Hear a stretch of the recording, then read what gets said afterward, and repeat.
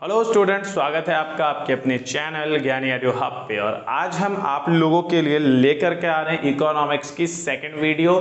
ठीक है, class 11th के स्टूडेंट्स के लिए। तो स्वागत है आपका आपकी इस वीडियो में, जिसमें हम पढ़ेंगे क्लास 11th की माइक्रो इकोनॉमिक्स। देखो भाई, कल की क्लास जो हमने ली थी, मतलब जो हमारी पिछली क्लास थी, उस पिछली क्लास में हम लोगों ने बच्चों पढ़ा था कि सर ये जो इकोनॉमिक्स होता है, इकोनॉमिक्स क्या होता है, ये पढ़ा हमने। इसके अलावा हमने पढ़ा कि इकोनॉमिक्स के फाउंडर कौन थे, फाउंडर कह लो, चाहे आप कह सकते हैं इकोनॉमिक्स के फादर कौन थे। फिर हमने पढ़ा था कि इकोनॉमिक्स की खोज कब हुई थी, founded in when we have founded our economics. ठीक, इकोनॉमिक्स की खोज कब हुई थी, फाउंडेड बाय। इकोनॉमिक्स की खोज कहां से की गई थी। और फिर हम लोगों ने इसमें पढ़ा था ब्रांचेस ऑफ इकोनॉमिक्स के बारे में, कि इकोनॉमिक्स के ब्रांचेस कौन लेकर के आए, क्या क्या ब्रांचेस थे, माइक्रो था और मैक्रो था।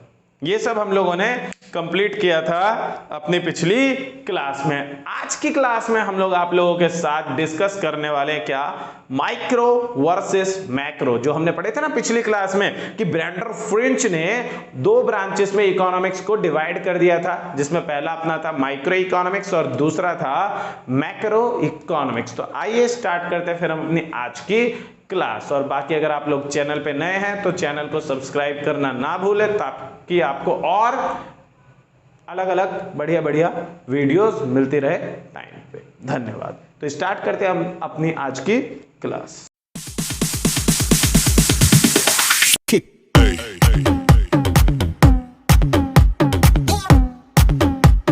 तो देखो, आज की क्लास में हम लोग पढ़ने वाले हैं इकोनॉमिक्स के ब्रांचेस जो थे, माइक्रो मैक्रो, उनके डिफरेंसेस को। तो हल्का सा देखो वापस से रिकॉल कर लेते हैं कि इकोनॉमिक्स की जो ब्रांचेस हैं, क्या हैं इकोनॉमिक्स की जो ब्रांचेस है, ब्रांचेस ऑफ इकोनॉमिक्स। इसकी खोज किसने की थी, तो सर इसकी खोज की थी ब्रेंडर फ्रेंच ने। और उन्होंने इको को दो पार्ट में डिवाइड किया, माइक्रो इकोनॉमिक्स और मैक्रो इकोनॉमिक्स। जिसमें आप देख रहे हो इधर आई है और इधर ए है, बस इसका फर्क है। जिसमें हमने पढ़ लिया था ऑलरेडी, आई मतलब इंडिविजुअल इकोनॉमिक प्रॉब्लम की यहाँ पे बात की जा रही है, और ए मतलब एग्रीगेट इकोनॉमिक प्रॉब्लम की बात कर रहे हैं। तो देखो भाई, आज हम पढ़ेंगे इन दोनों के बारे में किसकी सहायता से, डिफरेंसेस की सहायता से। क्यों, क्योंकि इकोनॉमिक्स में डिफरेंसेस एक बहुत बड़ा रोल प्ले करता है, क्योंकि डिफरेंसेस के क्वेश्चन बहुत ज्यादा आते हैं। मतलब approx 33% of your total questions, मतलब 30-33% जो है आपके टोटल मार्क्स, मतलब टोटल 80 मार्क्स में से 33% जो है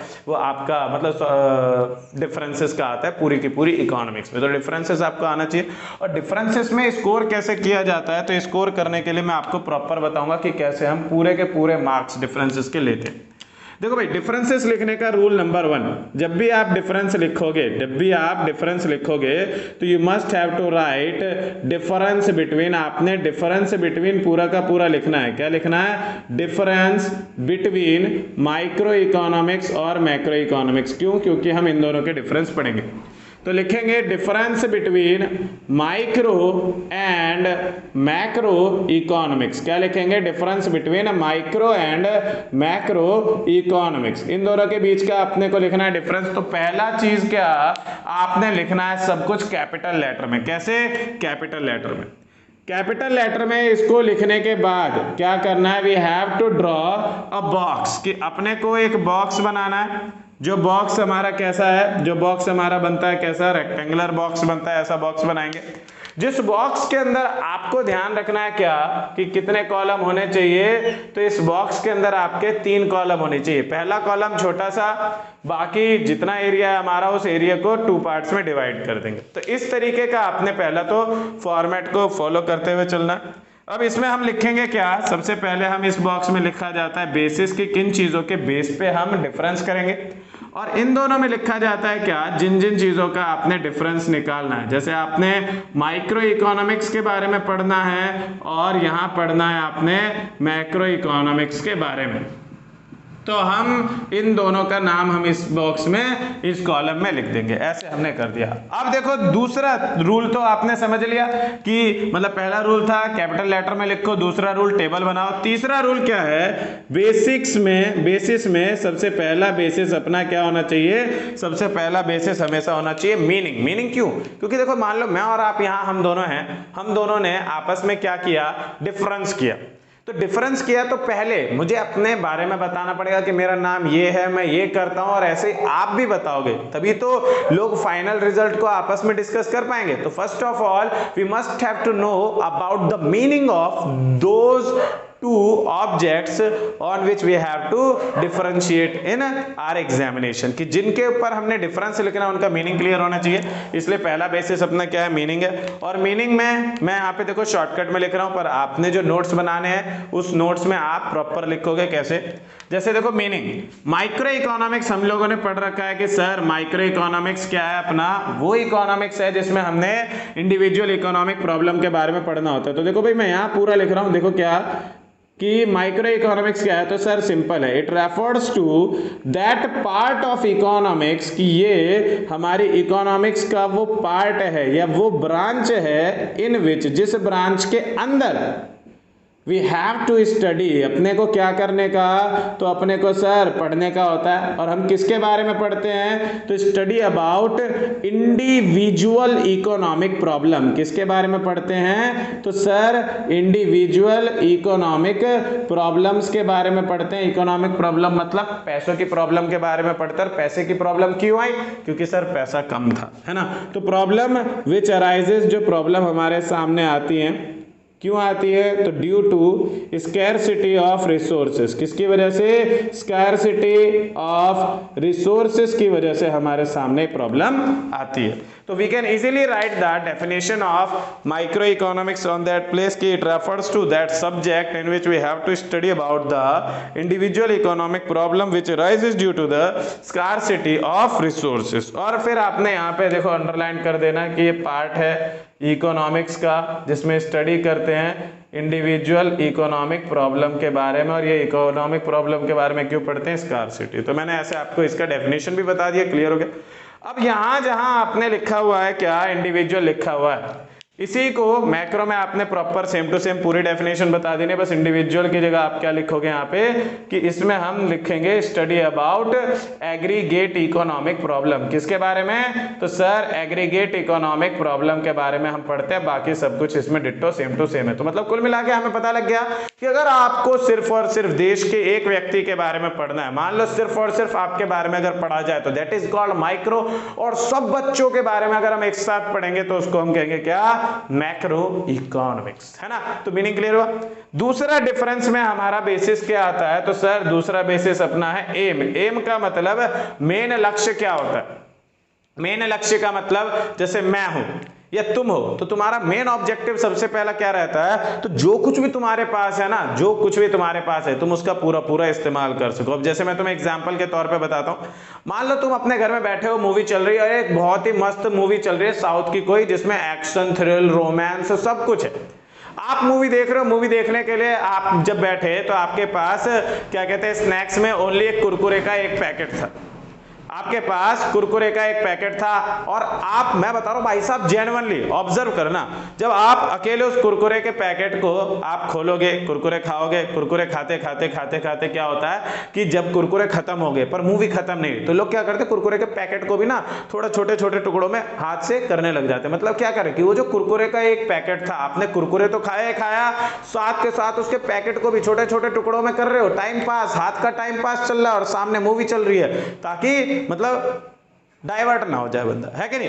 तो इस तरीके से करते हैं, मतलब क्या कि जो कुरकुरे का पैकेट था उसका पूरा इस्तेमाल किया। या दूसरा एग्जांपल, मान लो तुम अकेले हो, तुम्हारे पास 100 रुपए है, 100 रुपए भी एक रिसोर्स है, आप पिकनिक पे गए, तो आप उस 100 रुपए को जब आप खर्च करोगे तो 100 रुपए आप ऐसे खर्च करोगे कि आपको ज्यादा से ज्यादा सेटिस्फैक्शन मिले। आप उसको बर्बाद नहीं करोगे, गिराओगे नहीं, खो नहीं दोगे, आप उसको पूरे को इस्तेमाल करोगे। मतलब क्या कि माइक्रो इकोनॉमिक्स जब हम सिर्फ और सिर्फ एक व्यक्ति के बारे में पढ़ते हैं, तो at that of point of time हमारा एम क्या रहता है, फुल यूटिलाइजेशन। क्या रहता है, फुल यूटिलाइजेशन या ऑप्टिमम यूटिलाइजेशन। मतलब बात वही है, फुल या फिर ऑप्टिमम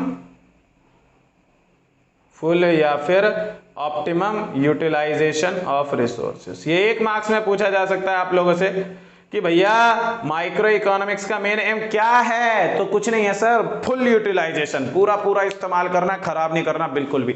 अच्छा, और मैक्रो का एम क्या रहता है? मैक्रो मतलब जब हम पूरी कंट्री के बारे में पढ़ने वाले, जैसे भी पूरी कंट्री का मेन एम क्या रहता है, जैसे भी कोरोना वायरस आया तो पूरी कंट्री का एम क्या था कि हमें बस पता लग जाए कि कोरोना वायरस कितने लोगों को हुआ, कितने पॉजिटिव है, कितने नेगेटिव है, कितनी डेथ हुई, क्या केस है, उसी के बेसिस पे हम डिसीजन ले पाएंगे। मतलब क्या कि डिटर्मिनेशन करते हैं। क्या करते हैं? जब पूरी की पूरी कंट्री के ऊपर बात आती है ना तो डिटर्मिनेशन करते हैं। पर यहां हमें कोरोना वायरस तो पढ़ना नहीं है, हमने पढ़ना है कि जनरली क्या क्या डिटरमाइन किया जाता है कंट्री की प्रॉब्लम्स को समझने के लिए। तो हम डिटरमाइन करते हैं कि कंट्री में महंगाई क्या चल रही है, कंट्री में कमाई क्या है, कंट्री में एम्प्लॉयमेंट क्या है, ये सब। इसलिए मैक्रो का एम क्या हो जाता है? तो बच्चों मैक्रो का एम हो जाता है क्या? डिटर्मिनेशन। क्या हो जाता है? Determination of national income, determination of national income, employment rate, inflation rate, literacy rate, etc. तो ये आप लिख सकते हैं 1 मार्क्स में।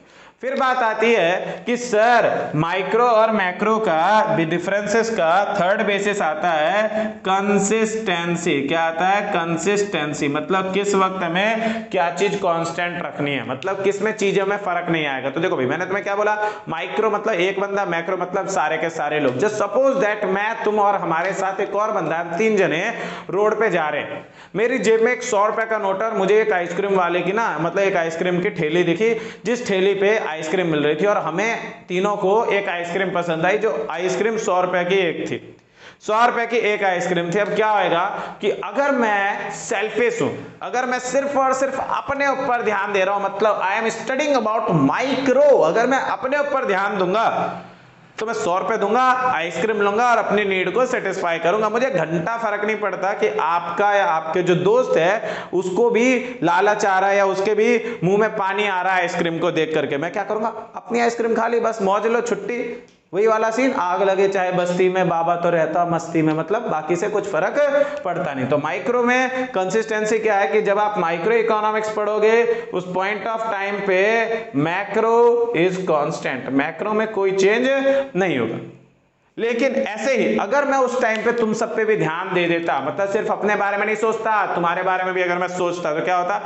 मैं अपने लिए भी आइसक्रीम नहीं खरीदता। इसी का दूसरा एग्जांपल, घर में मम्मियां होती है, रात को खाना खाते टाइम देखते होगे, अगर तुम्हें थोड़ी सी भूख लग गई ज्यादा और उस पॉइंट ऑफ टाइम पे घर में सबने खाना खा लिया, लिमिटेड खाना बन रहा है सबके लिए, ठीक है, और तुम्हें गलती से एक रोटी ज्यादा चाहिए और गलती से तुम्हारे मुंह से निकल गया कि मम्मी थोड़ा खाना और है, तो मम्मियां क्या करती हैं? वो अपने बारे में नहीं सोचती, अपने में से तुम्हारे को सर्व कर देती है। मतलब क्या कि उन्होंने अपने आप को नहीं देखा, उन्होंने हम लोगों को देखा, और हम लोग के चक्कर में उन्होंने अपने आप को इग्नोर कर दिया है ना। मतलब क्या कि माइक्रो पढ़ा तो हमने मैक्रो को इग्नोर किया, और ऐसे अगर मैं मैक्रो पढ़ता, तुम सबके बारे में सोचता, तो अपने आप की अपनी विशेष को मैं ठुकरा देता है। तो क्या हो जाता है यहाँ पे कि माइक्रो पढ़ोगे तो मैक्रो कांस्टेंट, और मैक्रो पढ़ोगे तो माइक्रो इज कांस्टेंट। सिंपल बात आती है, सर प्रॉब्लम का पता कैसे लगता है कि प्रॉब्लम है? तो प्रॉब्लम का पता लगता है कैसे? तो देखो भाई, टूल्स मतलब कौन कौन सी ऐसी चीजें हैं जिनसे हमें पता लग जाता है कि सर प्रॉब्लम है कि नहीं है। तो देखो भाई, इंडिविजुअल बंदे की जिंदगी में, मान लो तुम्हारे लिए मैं बोलता हूं, ठीक है, तुम में से एक कोई बच्चा था, अंकित नाम का था कोई, अंकित आया मेरे पास और बेचारे के सामने प्रॉब्लम ही प्रॉब्लम, मतलब उसकी जिंदगी में प्रॉब्लम ही प्रॉब्लम थी, आगे पीछे आजू बाजू प्रॉब्लम ही प्रॉब्लम। मैंने बोला भाई क्या बात है? तो उसने बोला कि सर देखो ना, मम्मी से मैंने 10 रुपए मांगे और मम्मी ने मुझे 2 रुपए दे करके भगा दिया। मम्मी से मैंने 10 रुपए मांगे और उन्होंने मुझे 2 रुपए दे करके भगा दिया। तो बताओ प्रॉब्लम कितने की हो गई? 8 रुपए की प्रॉब्लम हो गई। उस बंदे को 8 रुपए का और जुगाड़ करना पड़ेगा। तो 8 रुपए की प्रॉब्लम है, ये हमें कैसे पता लगा? तो सर सिंपल है, उसने क्या मांगा और उसको क्या मिला, है ना। तो जो उसने मांगा, देखो अभी इजी टर्म्स में मैं बता रहा हूं, बाकी हम चैप्टर्स में पढ़ेंगे आगे चल के, ठीक है। तो देखो जो उसने मांगा उसको हम कह देते हैं क्या? डिमांड। क्या कह देते हैं? उसकी डिमांड। और जो उसको मिला उसको हम क्या कह देते हैं? सप्लाई। क्या कह देते हैं? सप्लाई। मतलब कि टूल्स क्या है? तो sir demand and supply. Demand और सप्लाई की मदद से हमें पता लगता है प्रॉब्लम दरअसल है क्या। अच्छा, पूरी कंट्री की प्रॉब्लम अगर पता लगानी है तो सर यहाँ भी डिमांड सप्लाई बस फर्क है, यहाँ पे अकेले बंदे का है, यहाँ पूरी कंट्री का, जैसे पूरी कंट्री में प्रॉब्लम चल रही है, कैसे पता? तो सर पूरी कंट्री की डिमांड है वैक्सीनेशन, कोरोना की। अच्छा, और मिल क्या रहा है? मास्क और सैनिटाइजर। तो भैया प्रॉब्लम है कि नहीं, मतलब कंट्री चाहती क्या है और कंट्री को मिल क्या रहा है ना? उससे हमें पता लग गया कि प्रॉब्लम है। मतलब क्या कि मैक्रो इकोनॉमिक्स में जो टूल्स हैं वो टूल्स कौन से हैं? तो मैक्रो इकोनॉमिक्स का टूल है क्या? एग्रीगेट, क्या है? एग्रीगेट डिमांड एंड सप्लाई, पूरी कंट्री की डिमांड और पूरी कंट्री की सप्लाई, सिंपल। फिर अपना आता है एक और लास्ट पॉइंट पढ़ लेते हैं, क्यों? क्योंकि 5 मार्क्स में भी आ जाता है डिफरेंसेस। तो लास्ट पॉइंट अपना है मेजर रोल। क्या है? मेजर रोल, कि प्रॉब्लम को सॉल्व करने में मेन रोल किसका होता है। अब भाई मान लो मैं अकेला हूं, मुझे भूख लग रही है, बताओ मैं अपनी प्रॉब्लम कैसे सॉल्व करूंगा? तो कोई बच्चा कह रहा है सर मैगी बना के खा लो, पेट भर जाएगा, काम खत्म। कोई कह रहा है सर खाना बना के खा लो, पेट भर जाएगा। पर भैया एक बात बताओ, मैगी या खाना कुछ भी अगर मुझे बनाना है तो पहले उन्हें लाना पड़ेगा, और लाने के लिए कहां जाऊंगा? मार्केट में, है ना? तो मतलब मेरी प्रॉब्लम कहां से सॉल्व होगी? मार्केट से। अच्छा, इसी का दूसरा एग्जाम्पल, मान लो मैं जहां पे रहता हूं, मेरे घर का जो डोर था, उस डोर पे रात को कुछ चोरों ने अटैक किया और डोर जो है उसको कर दिया उन्होंने खराब। प्रॉब्लम किसकी? मेरी पर्सनल प्रॉब्लम। अब मैं कैसे सॉल्व करूंगा? तो सर कुछ नहीं, मार्केट में जाओ और किसी कारपेंटर को लेकर के आ जाओ, डोर की मरम्मत कर देगा। अच्छा भाई, मतलब मेरी प्रॉब्लम जो सॉल्व हो रही थी, जब मेरे ऊपर प्रॉब्लम थी, मेरे पर्सनल प्रॉब्लम्स जितने भी थे, वो सॉल्व करने में मेरा मेन रोल किसका रहता है? तो सर मेन रोल रहता है मार्केट का। किसका रहता है? मार्केट का, क्योंकि मार्केट में आप जाओ, सामान लेके आ जाओ, प्रॉब्लम आपकी फिनिश, खत्म। लेकिन अगर यही प्रॉब्लम पूरी कंट्री के साथ में आ जाए, पूरी कंट्री के साथ में का मतलब क्या कि भाई मान लो आप जिस एरिया में रहते हो, उस एरिया के बस स्टैंड पे, मेन रोड पे एक हो गया गड्ढा, या कुछ भी नहीं, बारिश की वजह से मान लो भर गया पानी, बारिश की वजह से पानी भर गया। अब क्या होता है कि भाई बारिश की वजह से पानी भर गया, मतलब किसी सीवर वगैरह में दिक्कत हो गई है, तो लोग क्या करते हैं? क्या मार्केट से जाकर के लेबर वगैरह को लेकर के आ जाते हैं, मोहल्ले वाले सारे के सारे, कि भाई सही करवाओ? नहीं ना, क्या करते हैं? गवर्नमेंट के पास अर्जी छोड़ देते हैं। अच्छा, कोरोना वायरस पूरी कंट्री में आया, प्रॉब्लम पूरी कंट्री में प्रॉब्लम आया, तो लोगों ने क्या अपने आप से घर के अंदर उसका इलाज करना चालू किया? नहीं, कंट्री के गवर्नमेंट के ऊपर छोड़ दिया। गवर्नमेंट वैक्सीनेशन लेके आई, फिर वैक्सीनेशन लगवाया, फिर जाके सही। अच्छा, इसी के अलावा तीसरा प्रॉब्लम कि मान लो क्या हुआ कि मेन रोड पे गड्ढा हो गया, तो लोग अपने घर के अंदर गड्ढा हो गया तो सीमेंट लाते हैं, ईंट लाते हैं, लेबर को लेके आते हैं, सही करवा लेते हैं। पर अगर मेन रोड पे गड्ढा हो गया तो क्या सभी लोग चंदा दे करके उसको सही करवाते हैं? नहीं ना, क्या करते हैं? फोटो खींच देते हैं, गवर्नमेंट पोर्टल पे अपलोड कर देते हैं, प्रॉब्लम सॉल्व। गवर्नमेंट अपने ऑफिसर्स को या लेबर को भेजती है और गवर्नमेंट करवाती है। मतलब क्या कि अगर सबसे रिलेटेड प्रॉब्लम है तो उसमें मेन रोल किसका रहता है? तो मेन रोल रहता है सर गवर्नमेंट का। किसका रहता है? गवर्नमेंट का। तो देखो भाई, माइक्रो मैक्रो के डिफरेंस में हमने क्या क्या पढ़ा? हमने पढ़ा पहला मीनिंग के बेसिस पे कि माइक्रो वो है जिसमें हम इंडिविजुअल इकोनॉमिक प्रॉब्लम के बारे में पढ़ते हैं, और मैक्रो है जिसमें हम एग्रीगेट इकोनॉमिक प्रॉब्लम के बारे में पढ़ते हैं। दूसरा हमने पढ़ा एम क्या है, लक्ष्य क्या है, ऑब्जेक्टिव्स क्या है। 1 मार्क्स में पूछा भी जा सकता है। तो सर माइक्रो का एम है फुल यूटिलाइजेशन ऑफ रिसोर्सेज या ऑप्टिमम यूटिलाइजेशन ऑफ रिसोर्सेज, और मैक्रो का एम क्या है? तो determination of national income, employment rate और इन्फ्लेशन रेट। अच्छा, फिर हमारा थर्ड बेसिस क्या था? कंसिस्टेंसी, कि क्या कांस्टेंट रहता है? तो सर कुछ नहीं, माइक्रो पढ़ेंगे, मैक्रो कांस्टेंट, मैक्रो पढ़ेंगे, माइक्रो कांस्टेंट। अच्छा जी, टूल्स क्या है? तो सर माइक्रो में टूल्स है इंडिविजुअल डिमांड, इंडिविजुअल सप्लाई, और मैक्रो में क्या है? एग्रीगेट डिमांड और एग्रीगेट सप्लाई। ठीक है भाई। और फिर पढ़ा हमने मेजर रोल किसका है प्रॉब्लम सॉल्व करने में? तो माइक्रो में मेजर रोल है मार्केट का, मैक्रो में मेजर रोल है किसका? गवर्नमेंट का। जैसे ही हमने पांचों के पांचों पॉइंट लिख दिए, अब हमें एक एक्स्ट्रा पॉइंट लिखना होता है, जो होता है कौन सा पॉइंट? फ्री का पॉइंट होता है, जो है क्या? एग्जाम्पल। आप इधर क्या लिखेंगे? एग्जाम्पल, और यहाँ पे एग्जाम्पल में इंडिविजुअल, देखो माइक्रो का एग्जाम्पल लिखोगे तो इंडिविजुअल के बाद कंज्यूमर, प्रोड्यूसर, सप्लायर, सेल्समैन कुछ भी लिख दो, और मैक्रो में एग्रीगेट लगा के कुछ भी लिख दो। फिनिश। माइक्रो और मैक्रो का डिफरेंस देखो भाई, इस डिफरेंस से अब आप इजीली एक्सप्लेन कर सकते हो पूरा माइक्रो मैक्रो को। कैसे?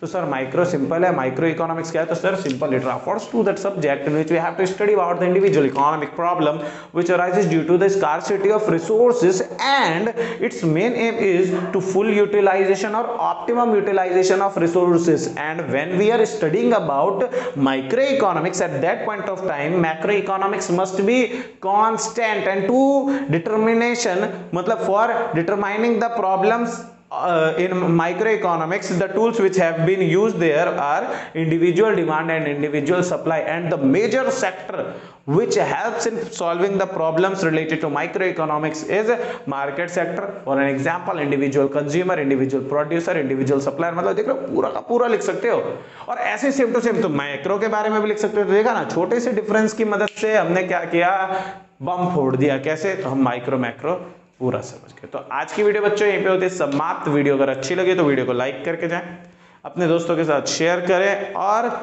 जुड़े रहे हमारे साथ और भी अपडेटेड वीडियोस के लिए। Thank you.